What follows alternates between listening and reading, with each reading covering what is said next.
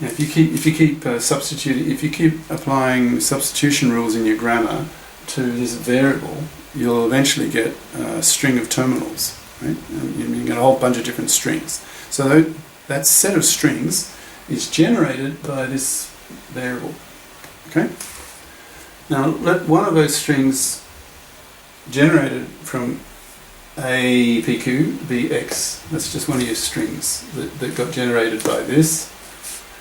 Now, how does P operate on that string? Now remember, these strings, X, they're to take the machine P starting in the state little p, and so the machine, the automaton, it reads this string X, and it finishes, once it's read the last symbol of X, it's now, the machine P, it's now in state little q, without the contents of the stack changing. So if the stack was initially 0, it ends, the stack is at 0 when it gets into state q, little q, right?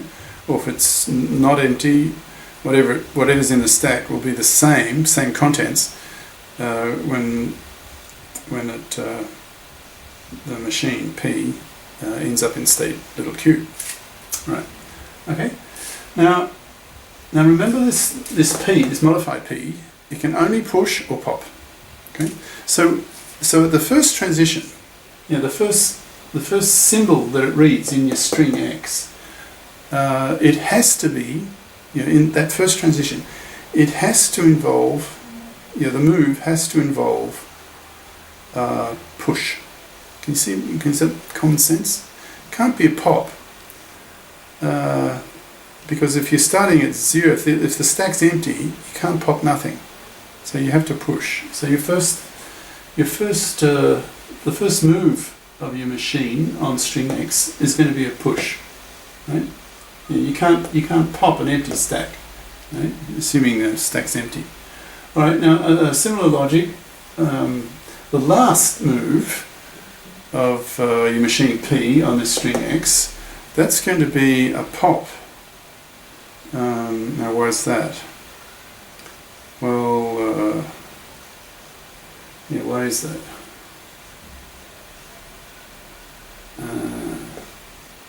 Because if you started with a stack empty, you've got to end with a stack empty, right? So you'll pop to. You can't end with a push because then the stack's not empty, right? There's something on the stack because you pushed it.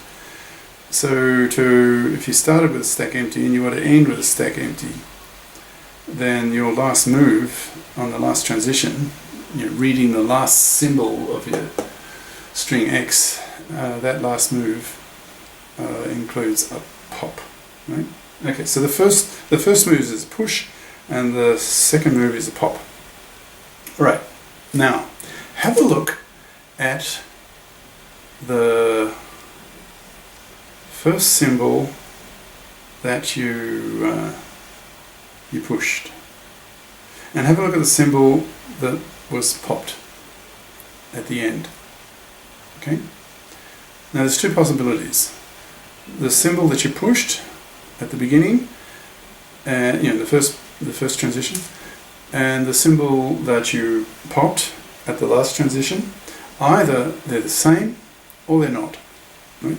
That's it. Just two possibilities. Okay. Now if they're the same, now assuming your stack is 0, there's nothing in it. Okay. So when you push that first symbol, that's sort of like pushing the dollar. It acts.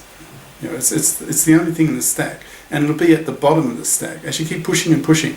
That first thing, the first thing that you pushed, first symbol that you pushed, it'll be at the bottom of the stack. So if it reappears again, like if the last if the symbol at the top of the stack, and when you do your last pop, if that's the same symbol, then that means that what does that mean? It means that the stack has emptied only now at the last transition. It did not empty before. It did not empty earlier and then fill up a bit and then empty again. Right? It only emptied once, and that was at the last transition. Okay. All right. Now, what happens if the symbol that you're in the last transition, the last symbol in your string X, when you do your final pop and you look at the symbol that you get, if it's different from the symbol that you pushed at the beginning, what does that imply? Well, that means that the stack has emptied previously. If you think about it, the stack has, it's not the first time that it's emptied. It emptied at least once before that. Okay. All right. Now, let's see.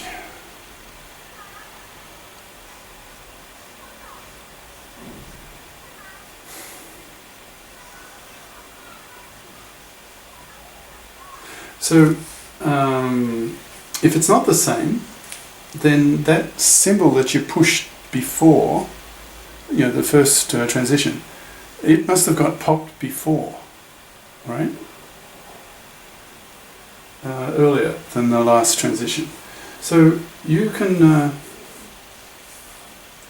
you can rewrite then this variable here in the following form, and you see if you can see why it makes sense. Now let's see. You write as little a, so the terminal A, and then ARS B. Now what's going on here? A is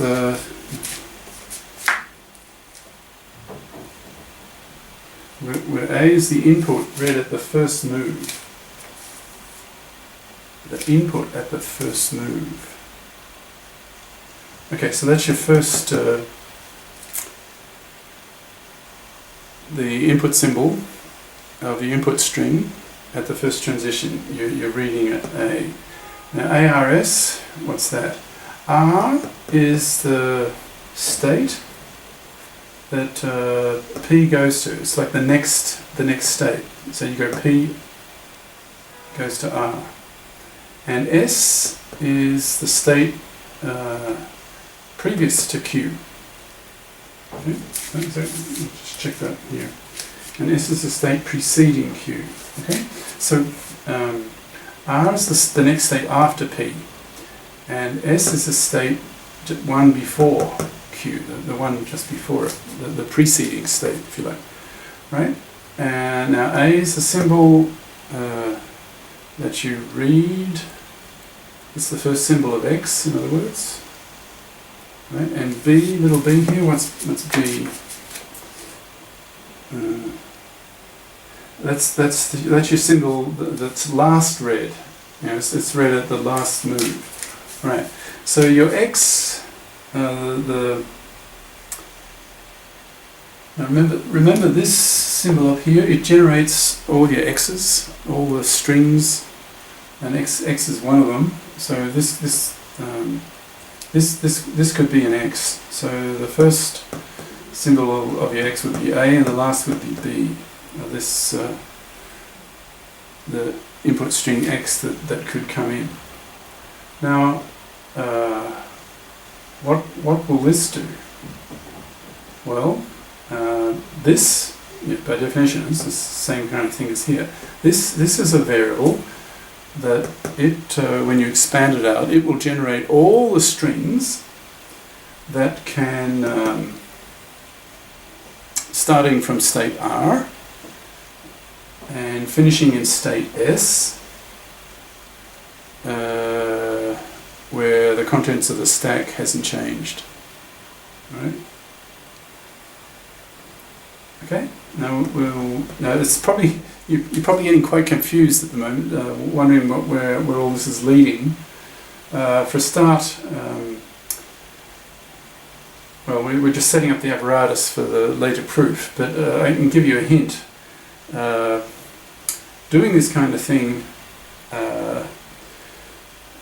like we're clipping off the initial edge and the final edge, and we've got to get something sort of smaller inside, and we can keep doing that. So we'll end up using an inductive proof, induction, to derive, to get the result that we want. So that's sort of giving you a hint of what's coming.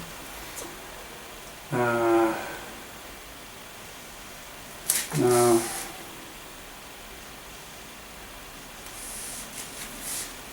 alright. Well, it's not yet clear, is it? It won't be until even the next session won't clear things up. Probably confuse you even further. But well, let's recap a little. So you've modified your P. You've given it these three features, remember? And the critical one was that when there's a transition, the stack is either pushed or popped, one or the other. It doesn't get pushed and popped at the same time, and it's not ignored. So at each transition, the stack changes. It either gets pushed or it gets popped. That's it. And the other two possibilities don't happen. Like it's not the case that nothing happens, and it's not the case that both happen. Right? It's either push or pop. Okay. From that, you can deduce that at the first transition, and when you read the first character of your X, that transition, there will be a push. And when you read the last character of your X, that transition, that there will be a pop. Okay? And then you look at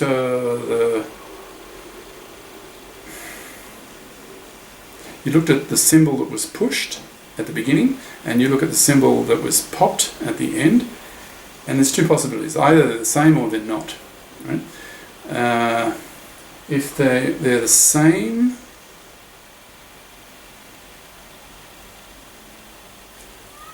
here where I'm getting a little confused. Okay.